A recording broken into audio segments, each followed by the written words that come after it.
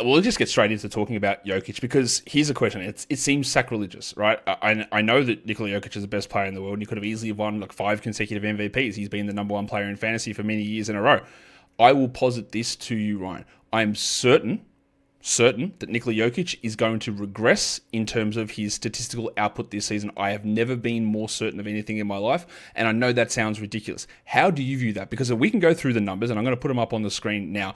Jokic had an absolutely unbelievable season last season, right? The numbers were incredible. But there are so many areas in those numbers that Jokic put up where I look at it and go, ooh, that could fall by 10% and still be awesome, but it could still fall. So I'm not worried about him being bad or him not being great or being the best player in the NBA, but there has to be some sort of a view of what happened last season going, geez, I'm not sure we get it at that level again. I think it's fair. It's a fair statement to make. I just on that one point alone, Ryan, he's not playing 37 minutes a night, surely. 100%. That I think if he was playing 37 minutes a night, it would be a disastrous season once again for Denver.